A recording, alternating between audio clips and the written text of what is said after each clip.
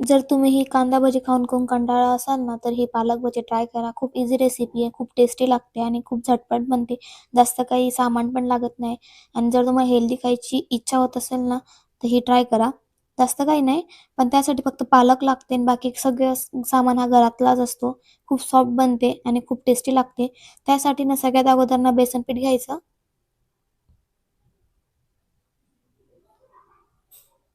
बेसन पीठ घ्यायचं त्याच्यात ना मी 2 चम्मच आहे ना तांदळाचं पीठ टाकलंय, त्याच्याने छान असा क्रिस्पीपणा येतो. त्याच्यानंतर आहे ना ओवा टाकलाय, हाताने मसळून घ्यायचा, त्याच्याने छान टेस्ट येतो.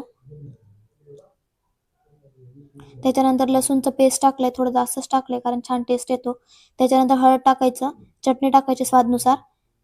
त्याच्यानंतर थोडा खाता सोडा टाकलाय म्हणजेच बेकिंग सोडा टाकलाय.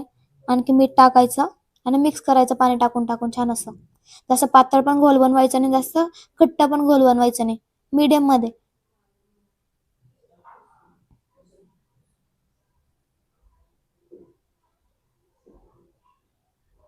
छान असं बेसन पीठचं पेस्ट तयार करून झालं ना, त्याच्यात आहे ना, मी ना कोथिंबीर बारीक चिरून टाकली. ती आधी वॉश केली होती, त्यानंतर बारीक चिरून कोथिंबीर टाकली व त्याला पण मिक्स करायचं.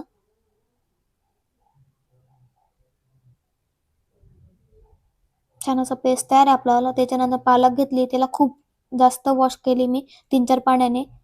त्याच्यानंतर आहे ना, हे बेसन पीठमध्ये टाकायचं एक-एक पालक. त्याच्यानंतर त्याला पालकला ना पूर्ण असं पिठामध्ये भरून द्यायचं मागून-पुढून दोघं साइडने. त्याच्यानंतर छान असं गरम तेलात आहे टाकायचं व छान असं तळून घ्यायचं.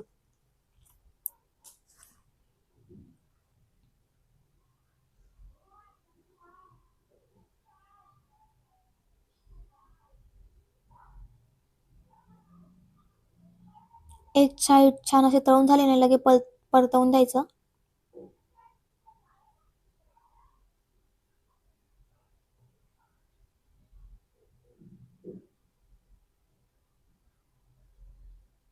दोघं साइड छान असं तळून घ्यायचे. जास्त लाल पण नाही जास्त करायचं. बघू शकता तळून झाले. त्यानंतर काढून घ्यायचं. जास्त ऑइली पण बनत नाही यात. भजी खूप छान बनते.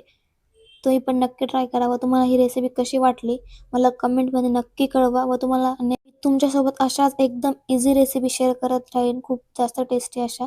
तुम्हाला माझ्या रेसिपी कशा वाटतात मला नक्की कमेंटमध्ये कळवा व तुम्हाला नेक्स्ट रेसिपी कसली हवी आहे ते पण मला सांगा. मी तुम्हाला नक्की शेअर करेल रेसिपी खूप इझी वेमध्ये.